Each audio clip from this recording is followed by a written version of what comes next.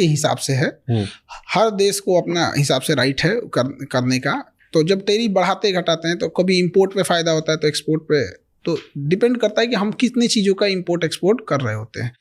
और इंडिया का है तो इंडिया में भी भाई हर देश के साथ अलग अलग टैरिफ है। इंडिया को तो चाइना पे और लगाना चाहिए, हम लोग का ट्रेड बैलेंस बहुत खराब है चाइना के से, बहुत ही डूब रहे हैं हम लोग यहाँ पे। तो वही तो कहते हैं कि दुश्मनी कर कहाँ रहे हैं हम लोग चाइना से, नहीं कर पा रहे हैं, मजबूरी है। क्योंकि अगर आज कौन सा घर है जहाँ चाइनीज सामान नहीं है, और बहुत बिजनेसेस है इंडिया में जो चाइना की वजह से चल रहे हैं और यहाँ पैसे कमा रहे हैं। बिल्कुल, तो चाइना से जो चीज़ें चाइना में मिलती है ना, एग्जैक्ट वही चीज़ें वियतनाम में भी मिलती है, एग्जैक्ट सेम प्राइस पे, सब कुछ सेम पे।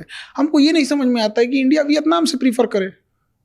एटलीस्ट वियतनाम चाइना का दुश्मन है, उसी को मजबूत कर दे। नहीं यार, इतनी टेक्नोलॉजी नहीं है वियतनाम में इस लेवल की, जो कुछ भी मटेरियल बुलवाना हो तो ऐसा नहीं है कि हम लोग जैसे चाइना को अगर हम लोग रिप्लेसमेंट के तौर पे देखा जाए तो कुछ साउथ एशिया की कंट्रीज हैं, बट क्या है ना कि हमने ऑप्शन ही नहीं दिया किसी को। जब आप ऑप्शन नहीं देंगे तो अपडेट नहीं होगा, मार्केट नहीं होगी, किसी होटल में कस्टमर ही कम आएंगे तो कितनी वेराइटीज रखेगा।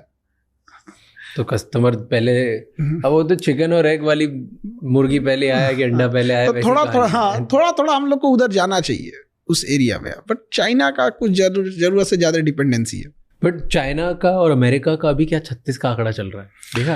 हाँ, दोनों अपने अपने, वो एक सुपर पावर बना हुआ है, इसका कहना है हम बनेंगे, तो टसल है भयंकर।